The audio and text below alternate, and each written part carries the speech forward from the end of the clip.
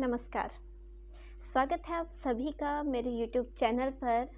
और हम अध्ययन कर रहे हैं यहाँ पर भाषा विज्ञान का, और भाषा विज्ञान के अंतर्गत ध्वनि विज्ञान के विषय में पढ़ रहे हैं। और ध्वनि विज्ञान के अंतर्गत भी हमने काफ़ी कुछ पढ़ लिया है, और अभी हमारी जो चर्चा है वो चल रही थी स्वनिम को लेकर के, स्वन को लेकर के या स्वनिम विज्ञान को लेकर के।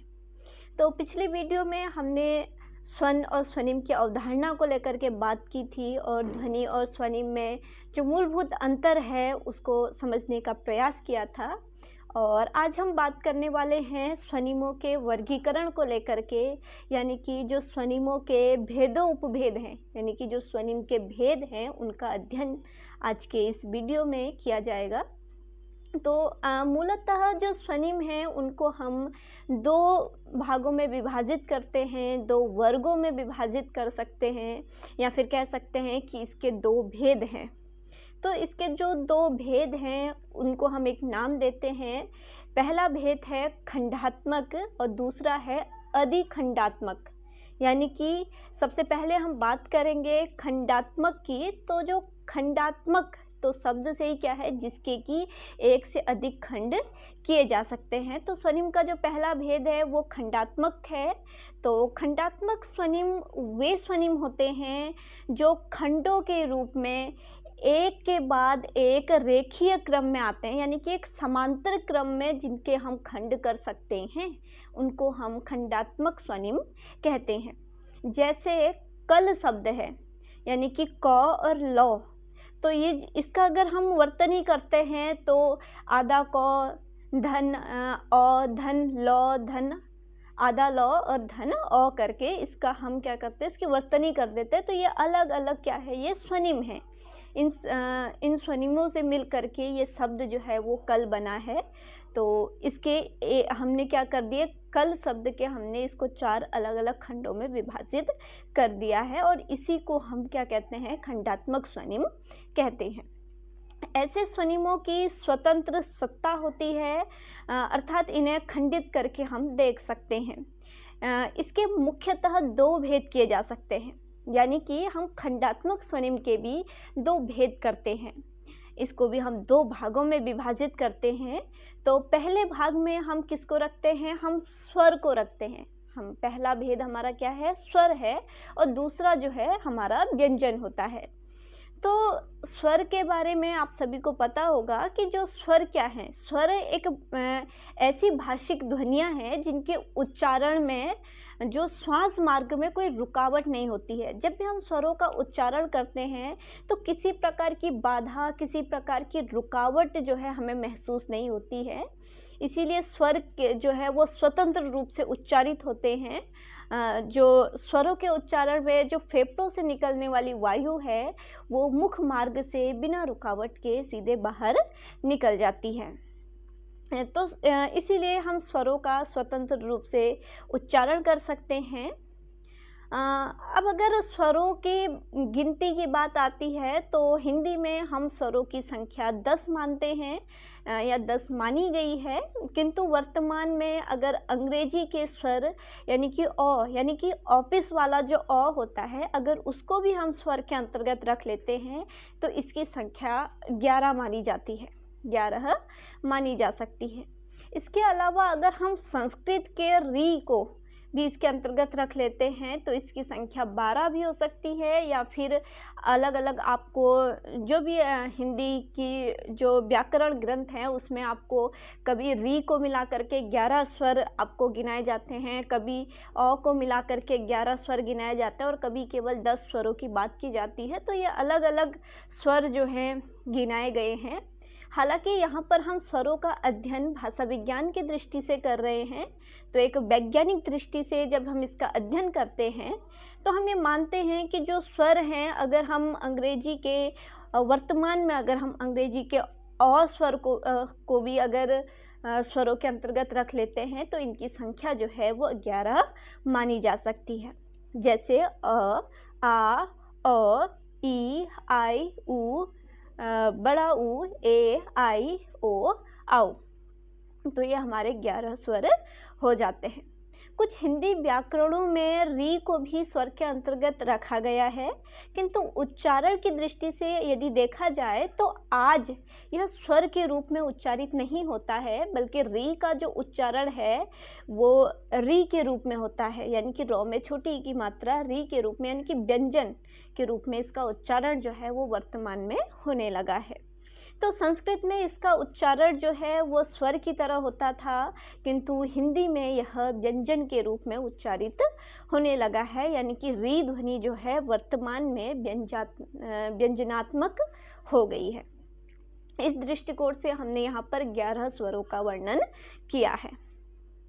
तो ये सारे स्वर जो है ये हमारे खंडात्मक स्वनिम हैं, क्योंकि हम इनके खंड कर सकते हैं। हमने अभी ऊपर हमने सबसे पहले बात की, जैसे हमने कल जो है कल के हमने 4 खंड किए, उसमें से 2 हमारे स्वर थे और 2 हमारे व्यंजन थे। तो हमारे ये जो स्वर जो हैं किसी भी शब्द में, किसी भी वाक्य में जब प्रयुक्त होते हैं तो हम इनको अलग अलग खंडों में विभाजित कर सकते हैं, और कोई भी व्यंजन जो है इन स्वरों से अलग होकर के नहीं उच्चारित होता है। तो इसलिए ये खंडात्मक स्वनिम में हमारे 2 भेद स्वर और व्यंजन माने गए हैं। तो अब हम बात करते हैं जो दूसरा भेद है वो व्यंजन है। तो व्यंजन के बारे में, तो व्यंजन वो ध्वनियाँ हैं जिनके उच्चारण में अवरोध उत्पन्न होता है, यानी कि स्वर के एकदम विपरीत है कि स्वर में जो है उच्चारण में कोई अवरोध उत्पन्न नहीं होता है, लेकिन व्यंजन ध्वनियाँ जो है जब हम इनको उच्चारित करते हैं तो इनमें अवरोध जो है वो उत्पन्न होता है, यानी कि इनके उच्चारण में जो वायु का प्रवाह है वो कहीं ना कहीं जो है वो बाधित होता है, कहीं ना कहीं उसमें बाधा पहुंचती है, और तब जाकर के वो वायु जो है वो मुंह के मार्ग से बाहर निःसृत होती है।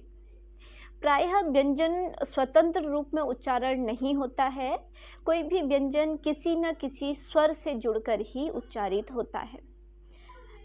इसके अलावा हिंदी के जो व्यंजन हैं वो आप सभी को याद ही होंगे। अगर आपको कोई परेशानी है तो आप स्क्रीन पर व्यंजनों का चार्ट आप देख रहे हैं, तो इसमें आप लोग देख सकते हैं कि कौन कौन से व्यंजन जो हैं हमारे हिंदी में है।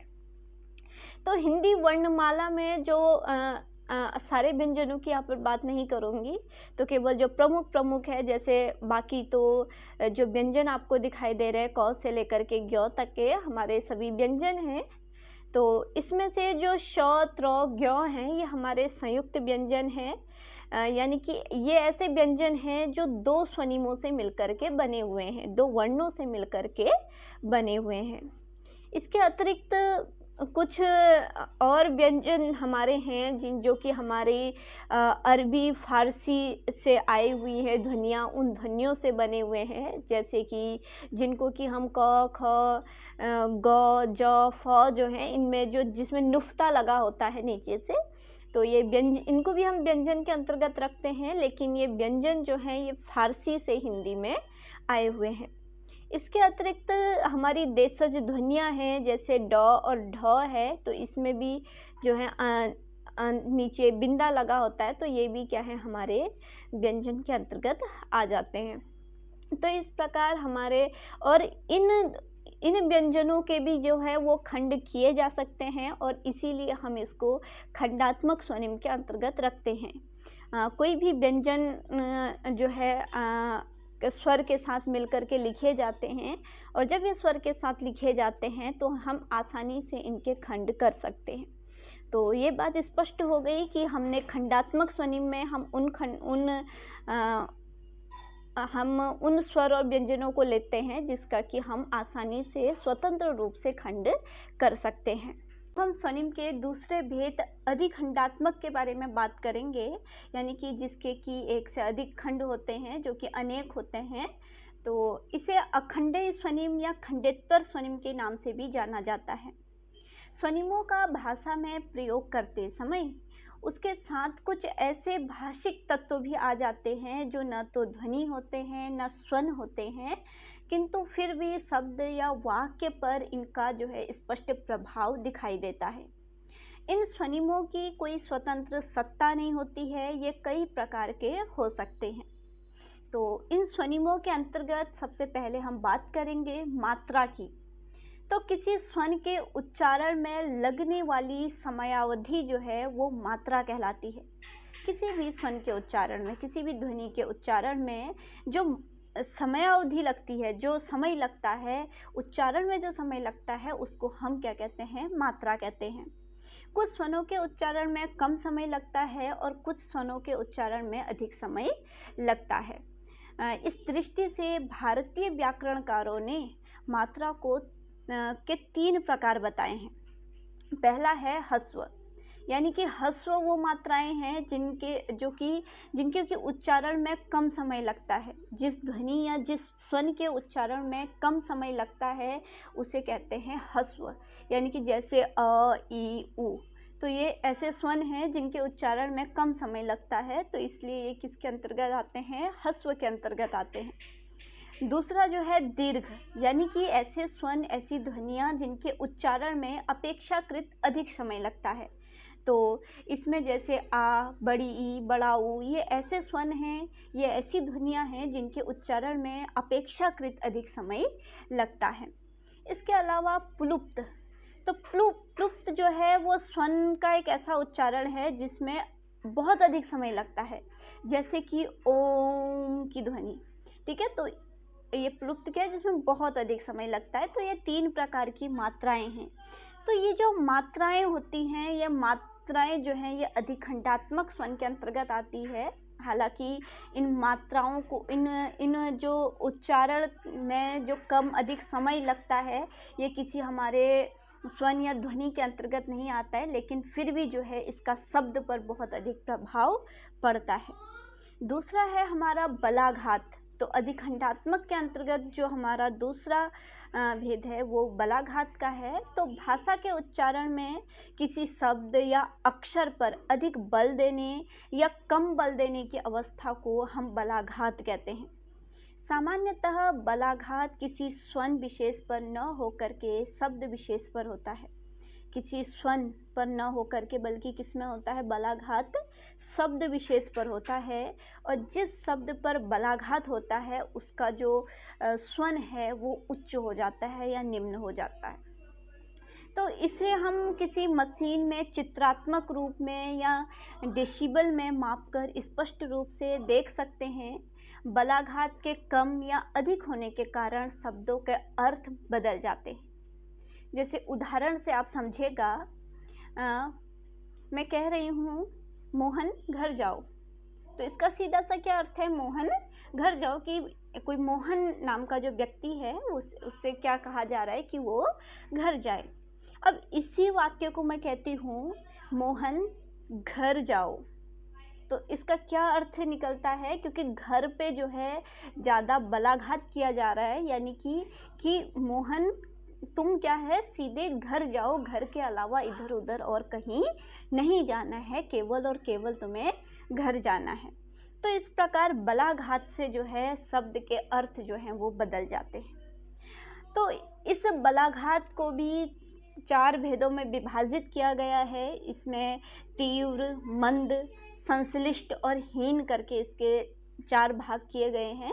तो ये बलाघात जब तीव्र होता है तो इस अवस्था को तीव्र बलाघात कहा जाता है। जब बलाघात कम होता है तो इसे मंद कहा जाता है, और जब संश्लिष्ट होता है तो उसे संश्लिष्ट कहा जाता है, जब हीन होता है तो उसे हीन। तो इस प्रकार के इसके 4 विभाजन किए गए हैं।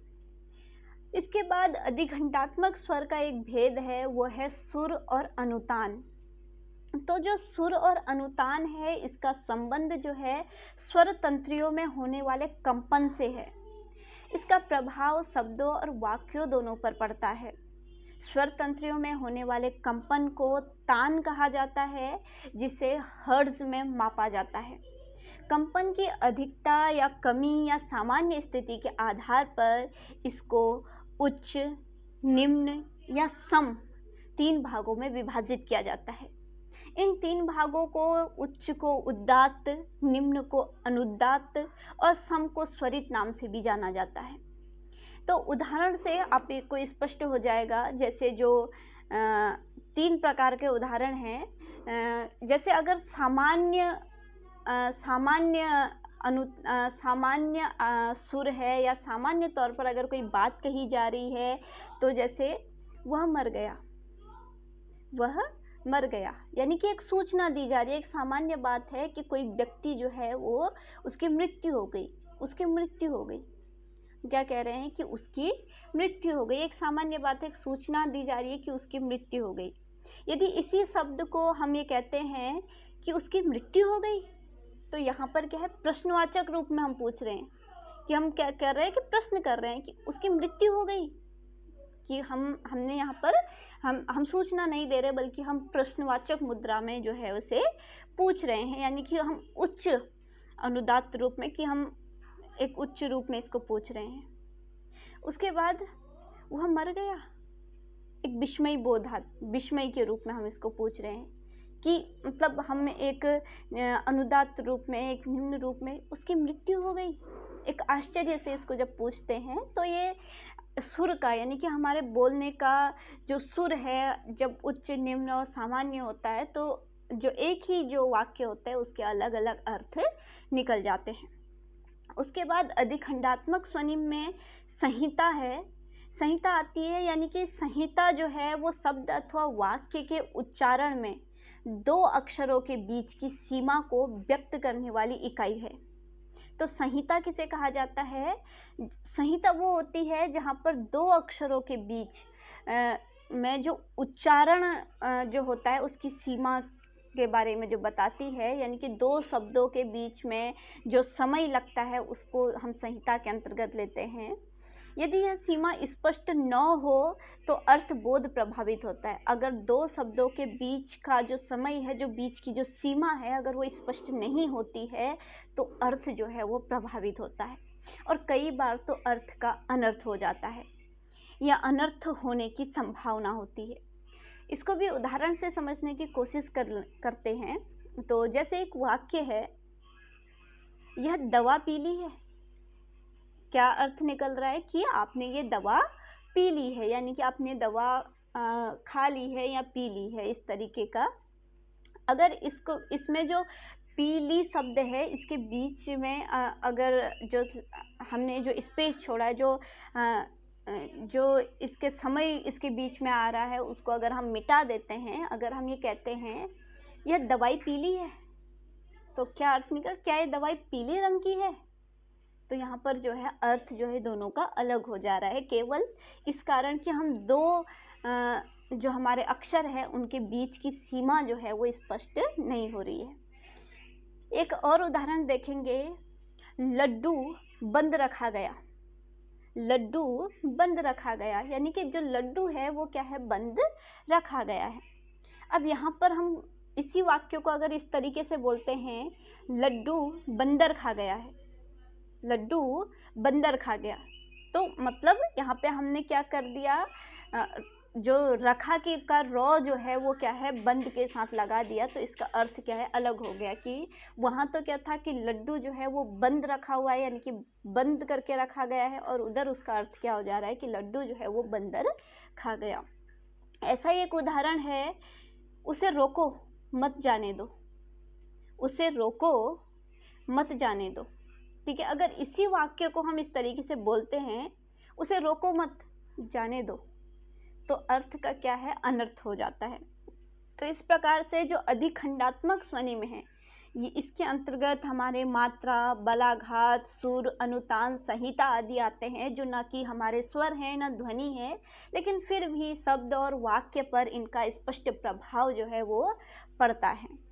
तो ये तो पूरी आज स्वनिम के भेदों, उपभेदों को लेकर के बात हो गई है। तो आप अच्छे से समझ गए होंगे कि हम किसे खंडात्मक स्वनिम कह रहे हैं और किसे हम अधिखंडात्मक स्वनिम के अंतर्गत लेते हैं। आज के लिए इतना ही। आप सभी का बहुत बहुत धन्यवाद।